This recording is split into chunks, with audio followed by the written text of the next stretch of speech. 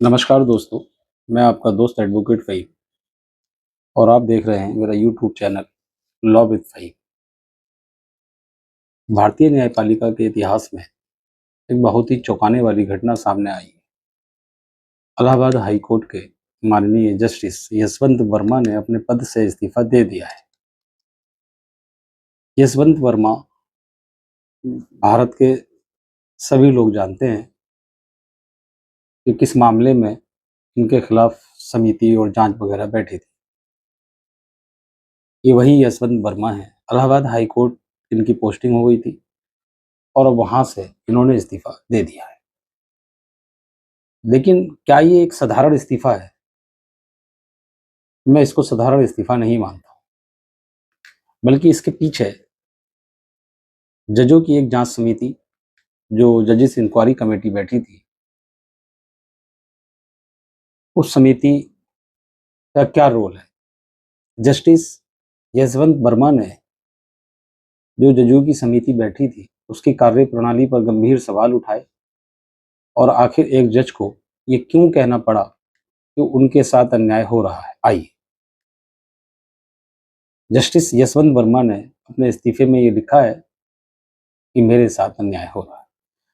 आज के इस वीडियो में हम इस पूरे मामले को कानूनी बारीकियों के साथ समझते हैं। मामले की शुरुआत मार्च 2025 में दिल्ली में जस्टिस वर्मा के सरकारी आवास के एक स्टोर रूम में आग लग गई थी, जब ये दिल्ली इनकी पोस्टिंग थी। आग बुझाने के दौरान वहां कथित तौर पर बड़ी मात्रा में नकदी कैश मिलने की बात सामने आई थी। इसी घटना के बाद सुप्रीम कोर्ट द्वारा एक इन हाउस कमेटी बनाई गई और फिर जजों की जांच अधिनियम 1968 के तहत एक औपचारिक जांच समिति का गठन हुआ। जस्टिस वर्मा का शुरू से ही ये तर्क रहा है कि उस स्टोर रूम पर उनका कोई नियंत्रण नहीं था और वे हिस्सा असुरक्षित था।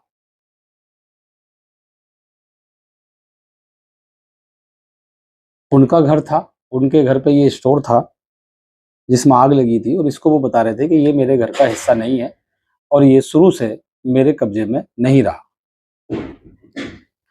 जांच समिति ने उन पर 3 मुख्य आरोप लगाए: घर में बेहिसाब नकदी रखना, सबूतों के साथ छेड़छाड़ और मौन सहमति देना, नकदी की मौजूदगी से इनकार कर भ्रामक और बहकावे वाले स्पष्टीकरण का देना।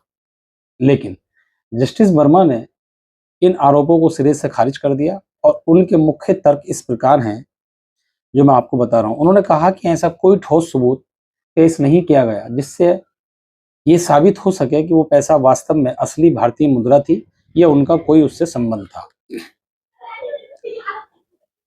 मौके पे जो गवाह रहे, उसके बारे में जस्टिस वर्मा ने आरोप लगाया कि 31 गवाहों में से 22 को बिना किसी ठोस कारण हटा दिया गया। यानी कि जांच समिति ने जो 31 गवाह थे, उनमें से 22 को हटा दिया, जिनमें वे वरिष्ठ अधिकारी शामिल थे, जिन्होंने क्रॉस एग्जामिनेशन के दौरान महत्वपूर्ण बातें स्वीकार की थी।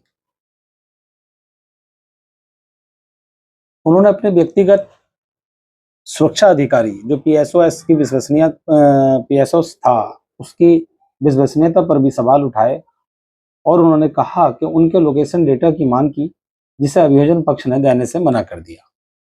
जो जांच समिति थी, उन्होंने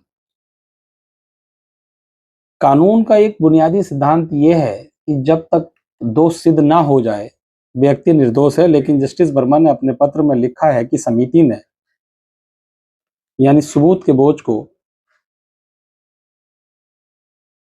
reversal of the burden of the proof, सबूत के बोझ को उलटने का काम किया है। यानी कि जस्टिस यशवंत वर्मा ने कहा कि सबूत क्या हैं और उनको उल्टा गया है।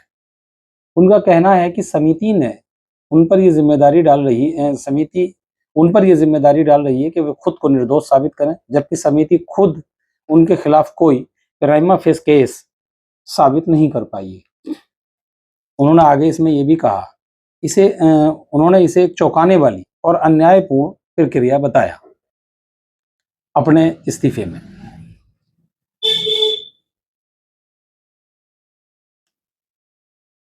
जस्टिस वर्मा ने राष्ट्रपति को अपना इस्तीफा सौंपते हुए कहा कि ऐसी प्रक्रिया का हिस्सा बने रहना संस्थान के प्रति अनादर होगा और उन्होंने भारी मन से ये फैसला लिया